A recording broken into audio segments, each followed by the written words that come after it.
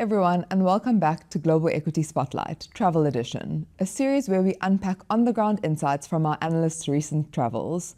Today I have Janco joining me, who's recently returned from a trip to the US. Thank you so much for being here today. So, Janco, you spent your first few days in Las Vegas. Could you maybe unpack some of the key themes and sort of opportunities that you've seen coming out of that market? Hi, Karina. Thanks for the opportunity. It's great to share a bit of our insights.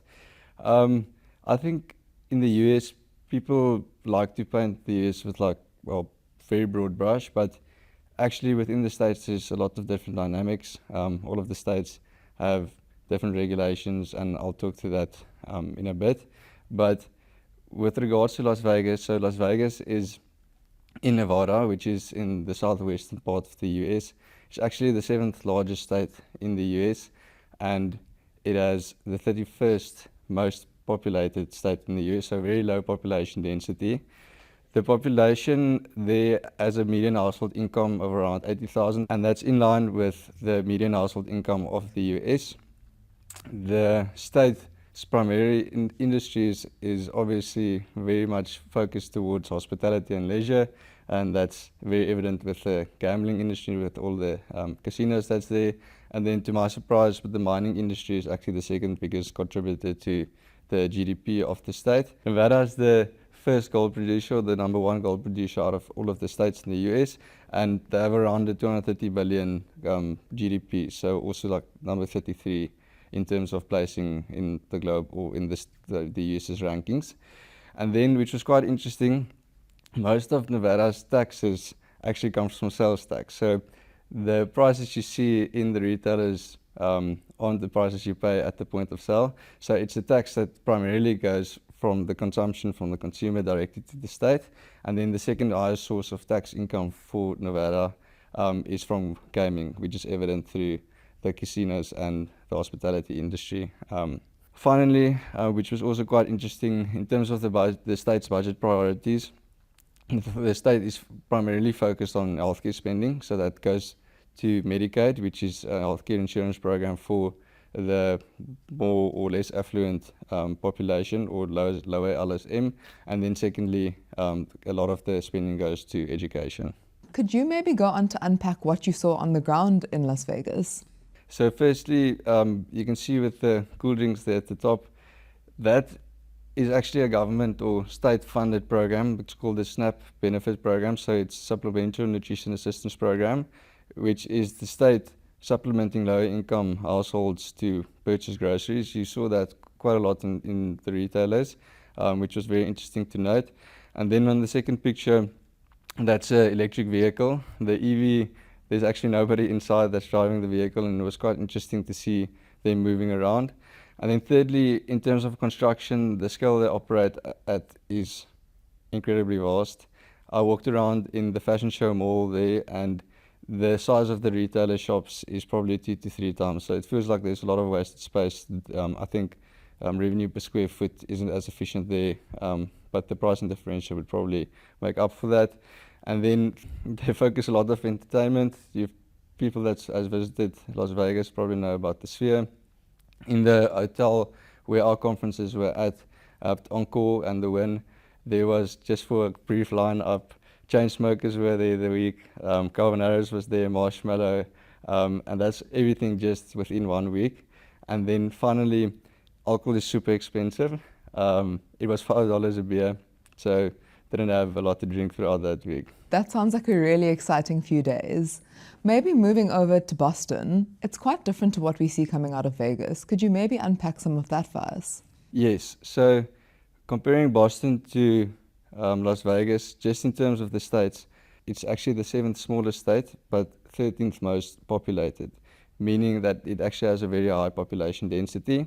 The GDP of Massachusetts is around 800 billion, and it ranks within the top 10 of GDP producing states.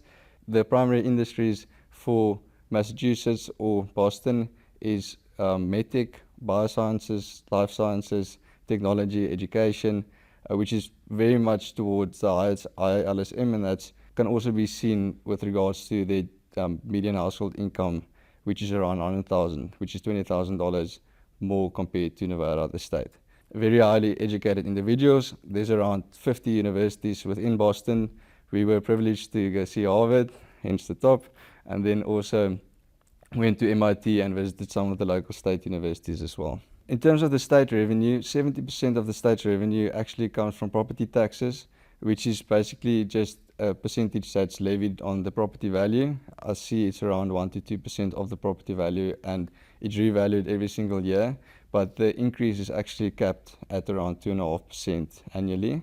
And the second largest contributor to the state's tax is personal income tax. It is charged a flat rate of around 5%, and then say incremental 9% above people earning over $1 million. And then in terms of the state's priorities, the main priority is funding the healthcare infrastructure. So and it's also obviously very evident with regards to biotech being a very prominent industry there. And then second highest priority is education. So you've got some exciting pictures to walk us through. Maybe you can take us through that. Okay, perfect. So on the first picture, you can see Moderna's building. So a lot of the universities have partnerships with regards to the research and development with the universities and these big pharmaceutical companies. There was a lot. I saw Amgen, Eli Lilly, Johnson & Johnson, Thermo Fisher, and all of them play in the healthcare space, and that's obviously why biotech is such a prominent industry for the state.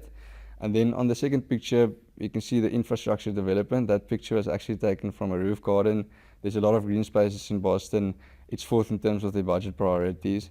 And then the third picture is MIT, or Massachusetts Institute of Technology. It was actually a graduation week when we were there. So all of the universities were making ready for the students to graduate, and there was a very like a vibe. And then fourth is in Harvard's museum. So that is a real Van Gogh. I saw it's his self-portrait. I saw the last one auctioned for around 70 million. So it is a very expensive picture that to take. And then lastly, in terms of sport is very prominent in Boston. Everybody is wearing their jerseys. At Harvard University, that's where that picture was taken. That's a football field. The Boston Red Sox are there, the Boston Celtics, and also the New England Patriots. And you can just feel that everybody's very invested in sport, which is not on the pictures, but which was quite interesting, is how much pharmaceuticals and drugs are advertised on the televisions. So within sports that's playing live, then there would be a pharmaceutical company advertising something for rheumatoid arthritis, which doesn't seem right, but that's the way they do it. Thank you for those insights from your time in Boston. Maybe we can just end off with some of your key takeaways from the trip. Perfect. So just in terms of the healthcare conferences I've attended in Las Vegas, so one of the key themes that always gets highlighted is AI, but here it relates more to accelerated approvals and drug discovery for clinical programs, which was talked about quite a bit. Then they talked about drug pricing, which is very topical in the US because we've seen drug pricing deflation for quite some time in a lot of the big biopharmaceutical and pharmaceutical companies. There they talked about the most favored nation drug pricing policy, which is probably the most likely outcome or bill to be passed. They say politically it's the most easiest or the easiest to get over the line. They also talked quite extensively about election outcomes. The most likely outcome and the consensus is that we will get a Republican Senate and a Democratic House. The implications of that would just be slower regulatory and legislative approvals for drug development and commercialization.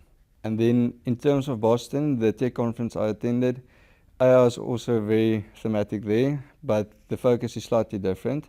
So there they're focusing more on some of the key bottlenecks, most prominent in memory and storage capacity. People were very excited in terms of AI infrastructure plays, and then memory prices were almost highlighted in every single conversation. And what it seems is that most of the companies are passing through these increasing memory prices.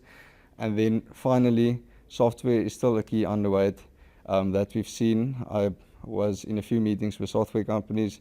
One of the companies that I looked at and had a conversation or one-on-one meeting with, they specifically noted since their March results, they've engaged personally, in-person, face-to-face conversations and meetings with more than 200 investors. So they're really making an effort from their side. They're actually seeing an acceleration in some of the subcategories, and they've talked to increasing volumes which are offsetting the price deflation we're seeing in software as well. So quite interesting takeaways and a lot of nuanced as well, but it was very interesting and it was a big privilege to be there. Brilliant. Thank you so much for your time today, Janco. It's been great having you and hearing about your trip, and I'm really excited to see how we utilize some of these opportunities in the portfolios. To the audience, thank you so much for joining, and we look forward to seeing you next time.